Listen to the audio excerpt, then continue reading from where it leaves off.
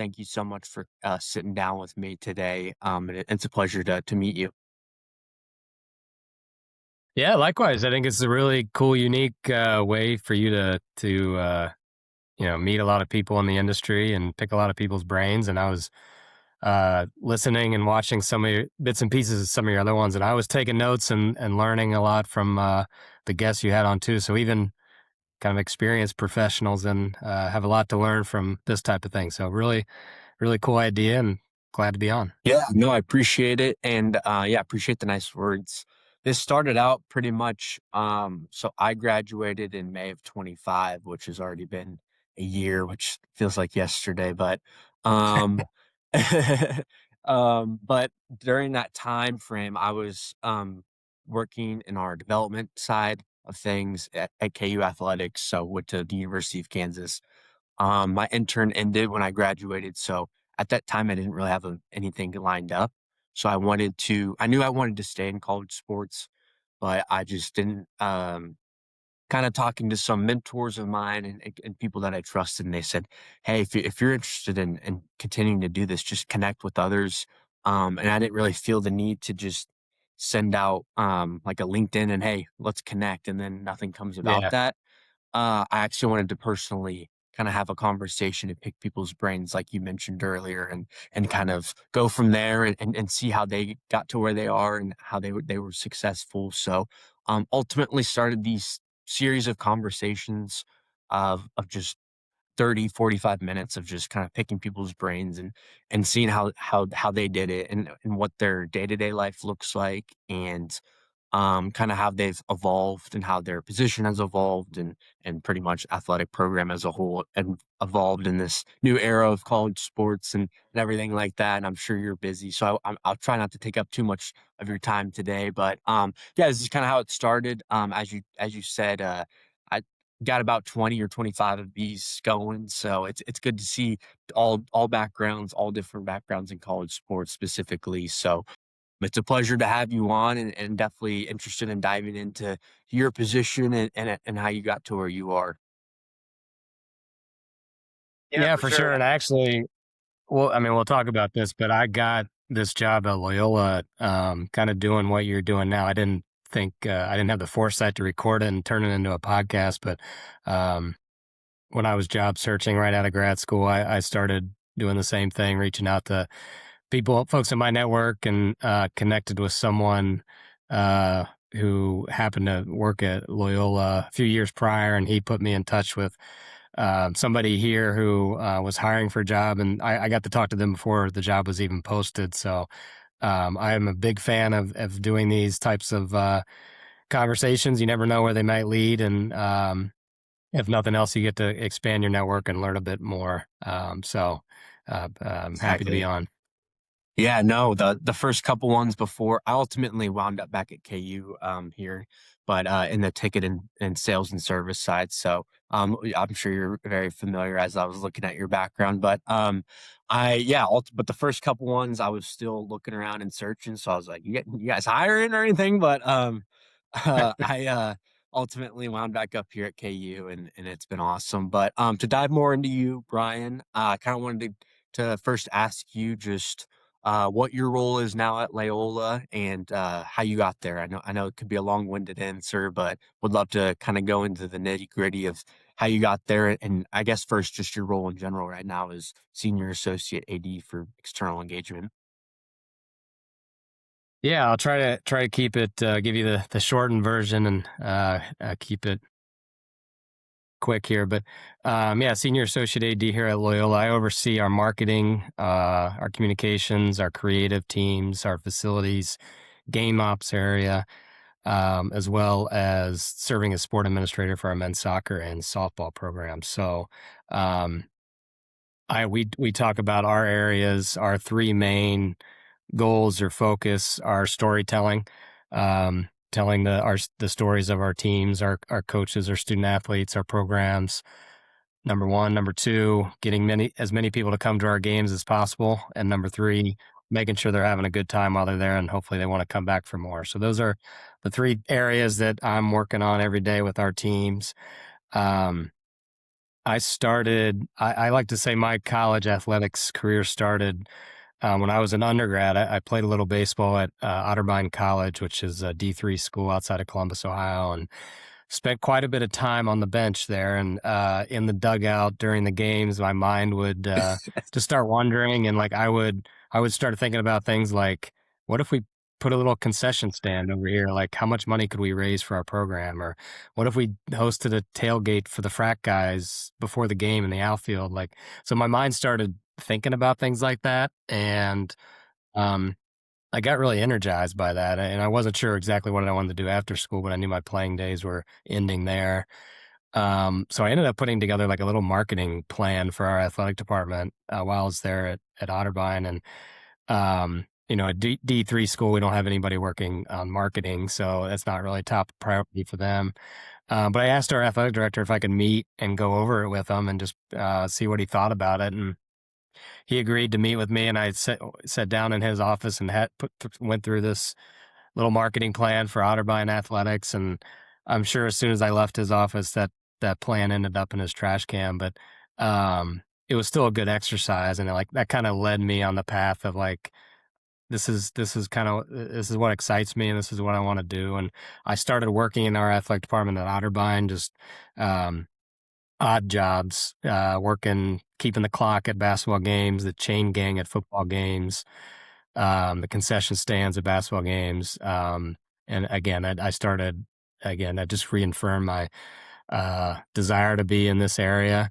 I got an internship my junior year of college with the Ohio High School Athletic Association, the governing body of high school sports in Ohio, mostly in like the media relations, communications area, planning all of our state tournaments or helping to plan all of our state tournaments. They hired me full time after I graduated.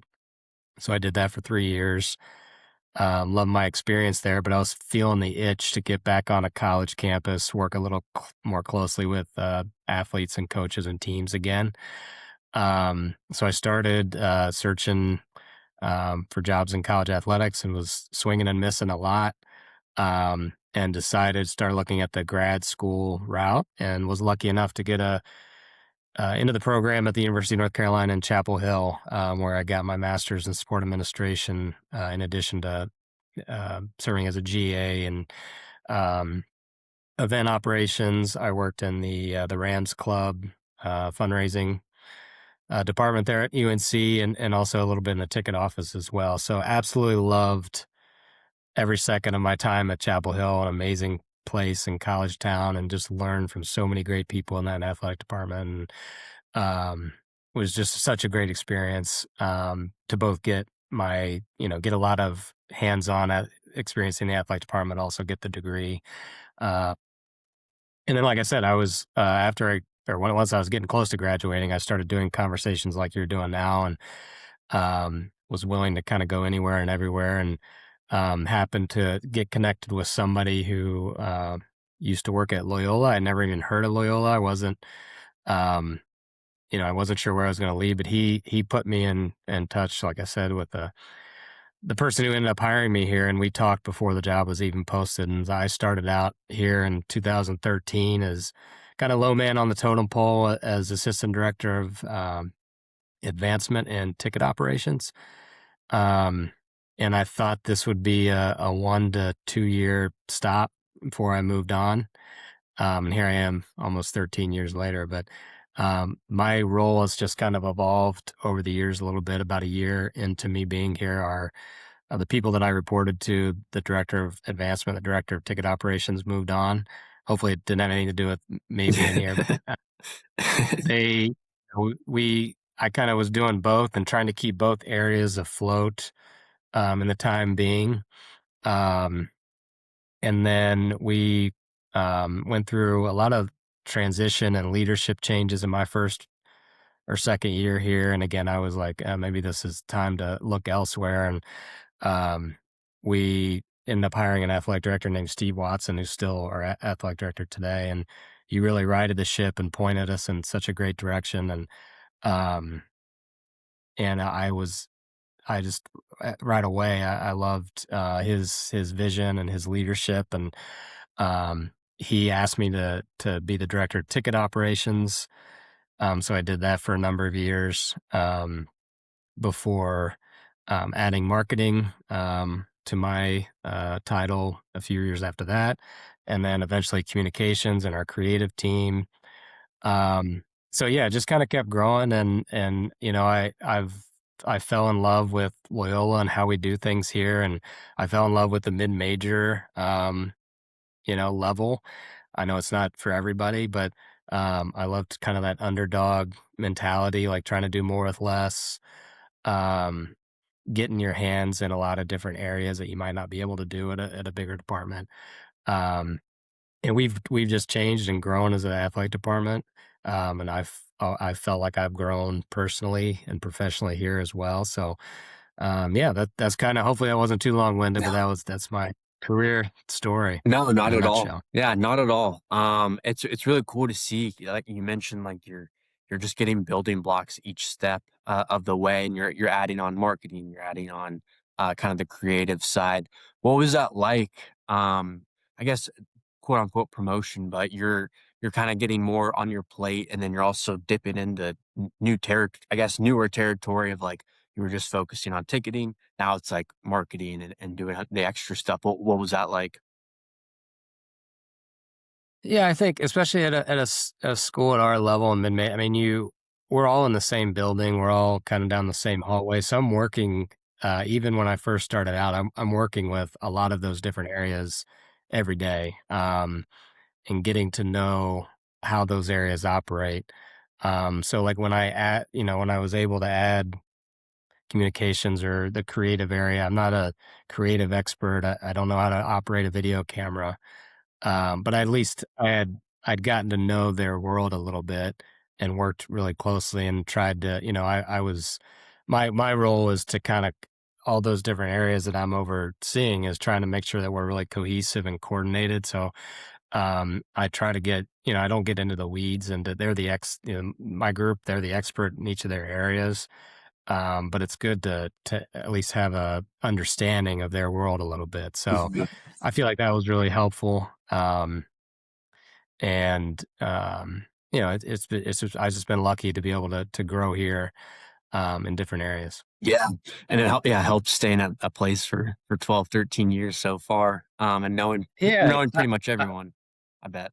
y- yeah, I know that's kind of an anomaly in our area. A lot of times, you kind of have to move along to get, to advance in your career, but I don't know. I've just fallen, like I said, I fell in love with how we do things at Loyola, and we've never stayed stagnant. Especially, like I said, our athletic director when he took over, he set really high expectations that really we hadn't had here before. Um, and every few years, we just keep building and taking steps, and it's been exciting to be a part of. And every once in a while, you think about maybe it is time to look at what's next, and I just feel this is the place for me right now. And I've loved getting to be in one place long enough where you develop really deep relationships with people on campus, not just in athletics, but across the university, our fans, our season ticket holders, our donors. I've got to know them, and it's. I feel like that's helped us. We've had some stability there, and I get to know them. I've gone to their wedding.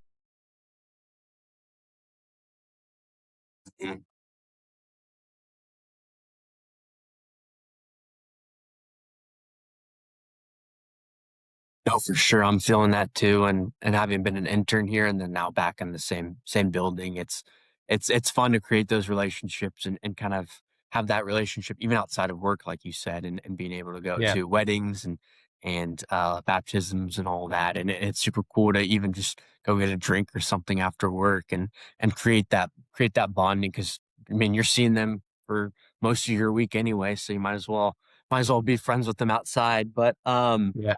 for overseeing and kind of seeing everything, how do you capitalize on special moments like obviously Sister Jean for the March Madness a couple years back and continuing to do that? I know for mid-major school I mean there's like one shining moment sometimes and like how did you guys able to capitalize off that moment of that tournament run and then also just lead to other sports having success too? Yeah, great question, and, that was, the most that Final Four run specifically was the most exhilarating, fun, stressful professional experience of my life, and, it was amazing. Um, I think what we did, a year or 2 leading up to that season, the team hadn't had it wasn't like the team was knocking on the door to the Final Four. We hadn't been tournament in 30 some years.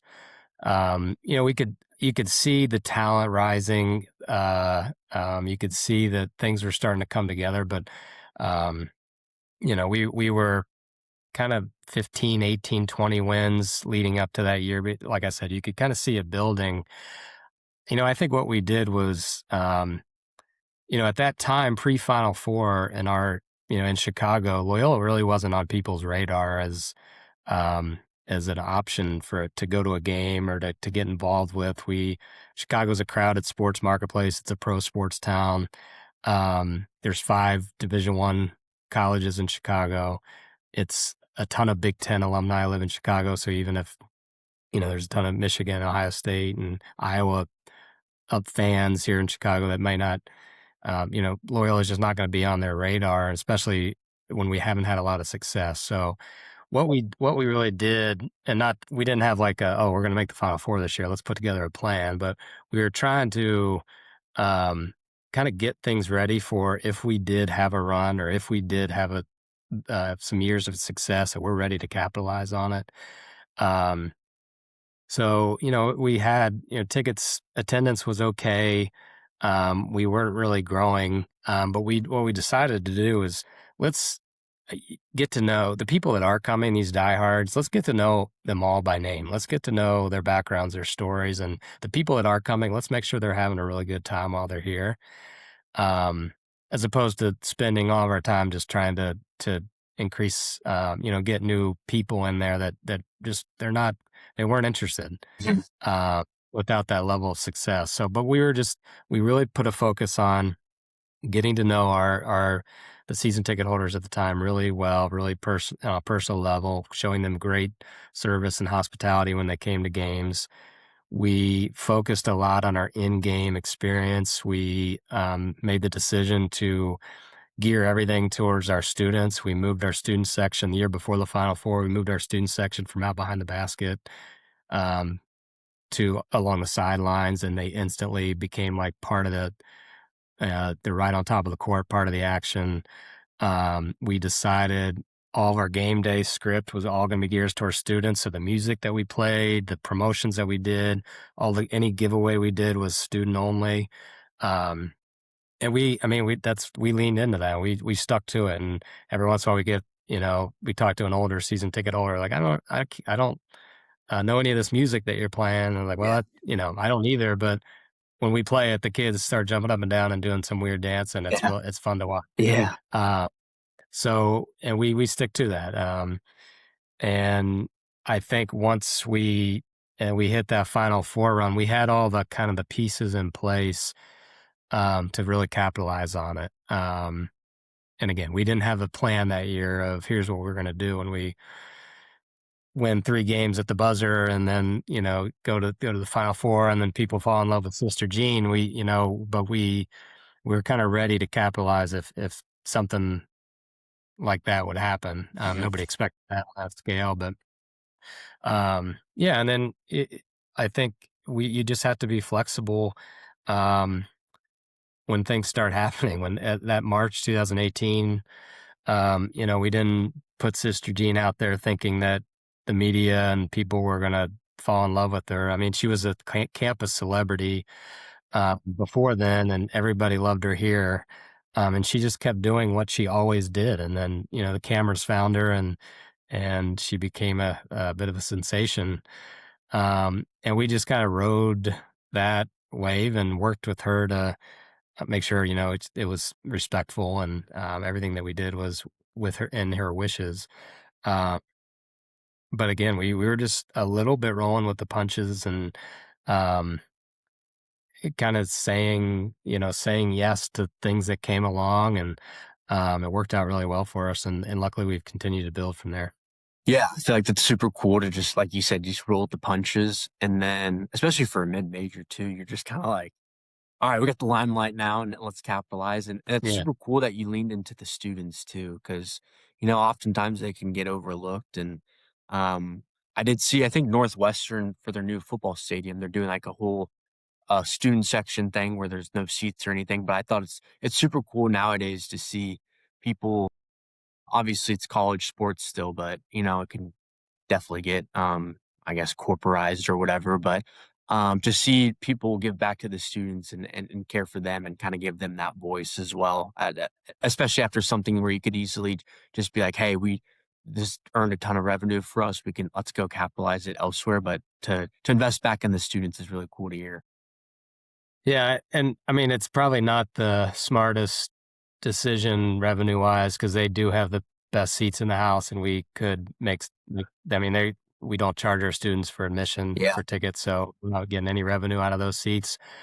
But we've never had a conversation about moving them back because they're Mhm. such an integral part of our game day atmosphere, and we've had great, student crowds even in down seasons. They've still shown up, and they've become kind of, people come to our games a little bit to watch them, and just if they're having fun and a good time, it kinda gives off a good vibe and a good energy in the arena, Yeah. and people come to kinda watch them, yeah, we have never had a conversation about moving them back or changing how we approach game days as we've gotten more successful on the court. We still have that student focus, and do everything geared towards them because I think they're for us in a small, our arena's 4,500 seats, um, really intimate, low ceiling, so it gets really loud. They're the key to our game day atmosphere, and we want to keep that. Mhm. For sure. For sure. I bet. For communicating with specifically students and fans, how does that look for you guys when even if you're just capitalizing on a moment or just year to year, kind of game to game, how do you kind of put yourself out there or just have other people in marketing or ticketing do that? But how do you guys effectively kind of communicate to fans and students alike for like an upcoming season or promotion or something like that? Yeah, good question. We have to be real strategic with our resources that we have in marketing and advertising, and in the city of Chicago, like I said, it's a crowded sports marketplace, and we don't have the resources to compete in traditional advertising avenues like the pro teams here do, or Northwestern or DePaul necessarily. So we have to be really creative with that, using our social media, our email marketing campaigns as effective as we can.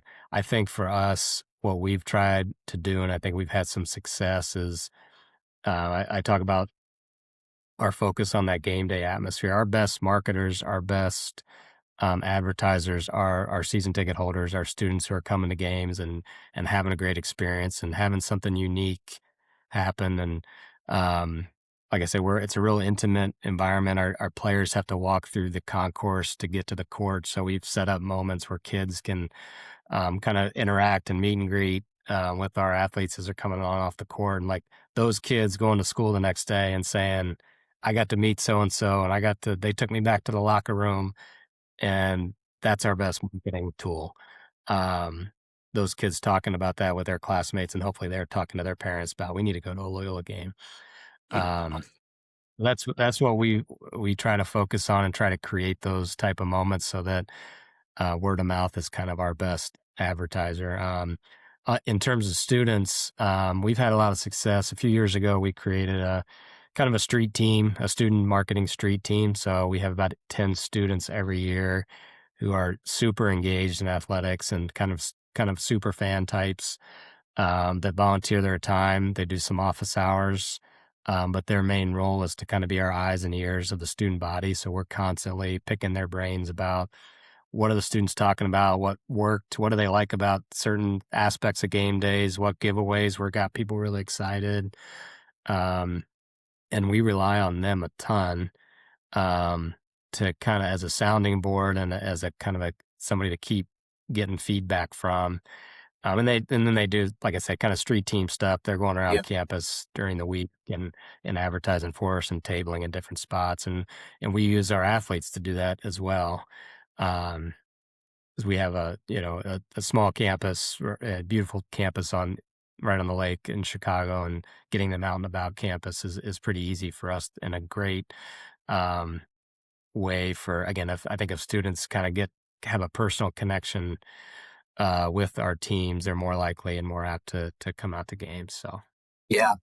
No, that's awesome, and having a the concept of having a college, like, right on the lake is just so foreign to me, and, like, being in the city because it's just, like, all I've known is, like, just a full campus and then nothing around Lawrence, yeah, Kansas here, but, no, that's amazing, and I'm sure the communication just has to be top notch and stellar for you guys, so not just students, but like you said, with having those student, workers and then them being kind of the boots on the ground for you guys. You mentioned the challenges a little bit for being in a city and kind of having to rival the other 5 or 4, top universities there, like Northwestern and stuff, but, what how kinda go into depth on those challenges and then how you guys at least just try to overcome and try to be the best that you can. yeah. I think in Chicago, there's just a lot of options, a lot of entertainment options, even outside of athletics and art, culture, music.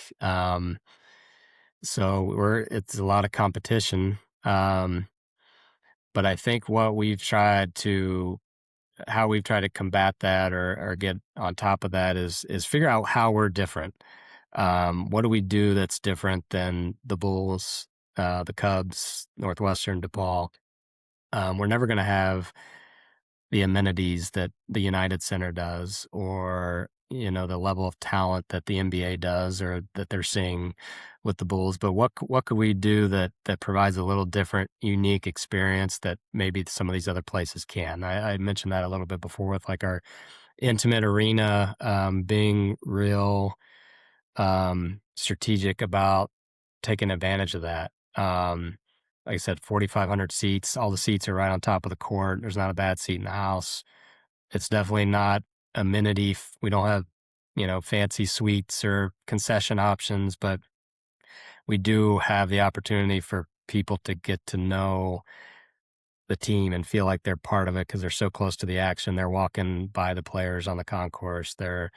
Um, kids are interacting in different ways. So that's kind of we try to carve out that lane that might be a little different um, than some of the other uh, places in town.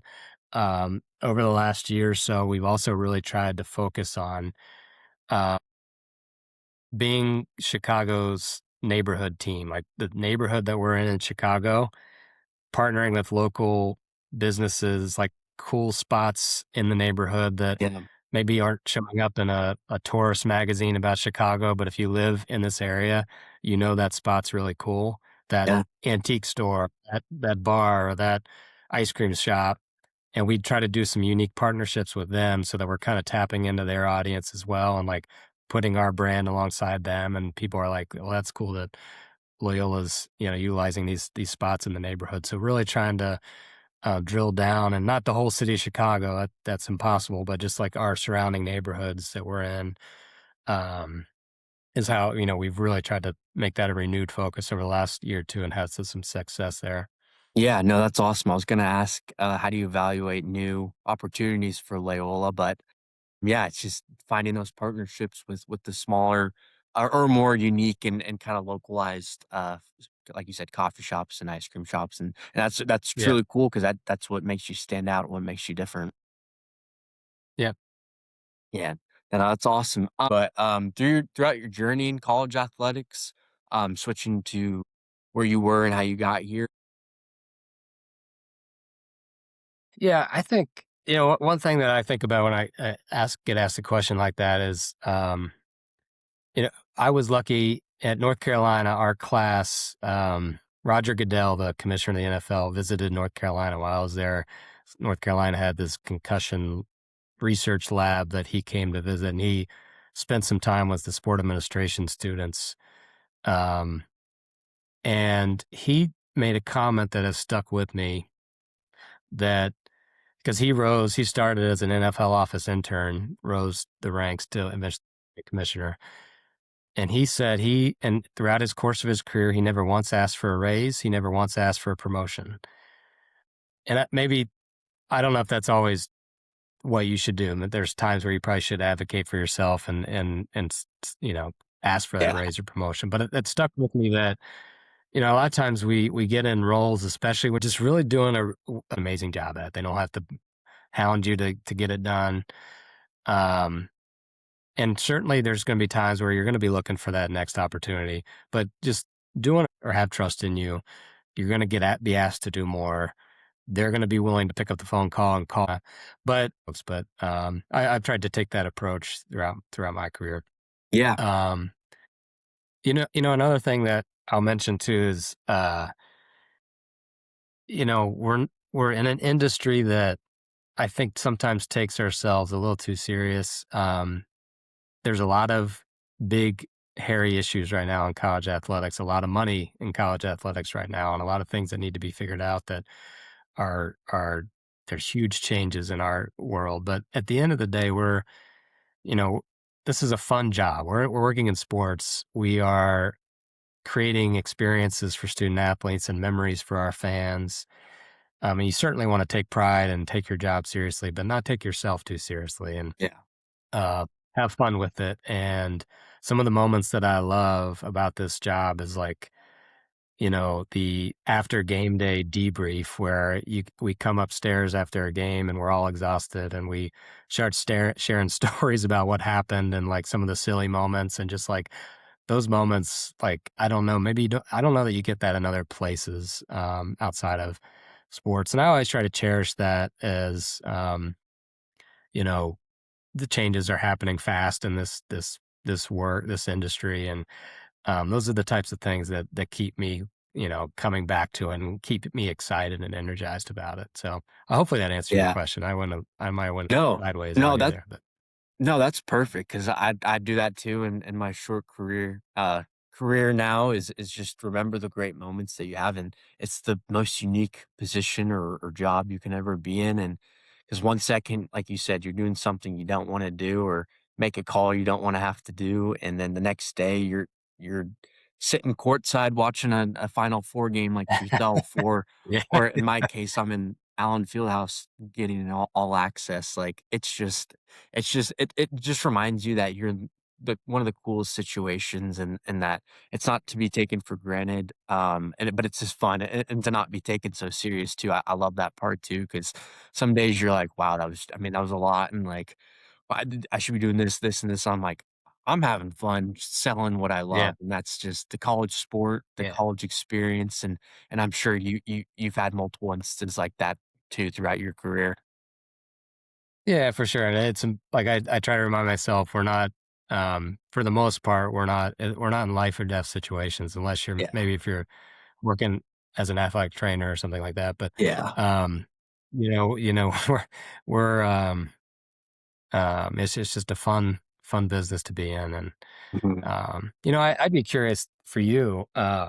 You've done all these conversations, 20 or so. You said, Yeah. like, what are you taking away? Like, what are your main learning lessons that you've had from this? And like, are there similarities you're hearing from all these conversations or major differences? I'd be Yeah. sorry to I don't mean Yeah, the no, tables on you here, but I'm curious to no, hear from you. I love it because I try not to just let it be focused on I try to butt in and put my input too, but, yeah, I think just the being unique part has been a big takeaway for myself and just finding that, today, nowadays, I mean, everything's on social media and you just try to be different or something like that, but just being unique in your own self and kind of coming up with your own ideas and, doing it your way instead of just I mean, you could copy people and I've talked with a lot of marketing people and they're like, "Yeah, we'll bounce ideas off of what other schools did," but really finding your own lane and making it your own is the best,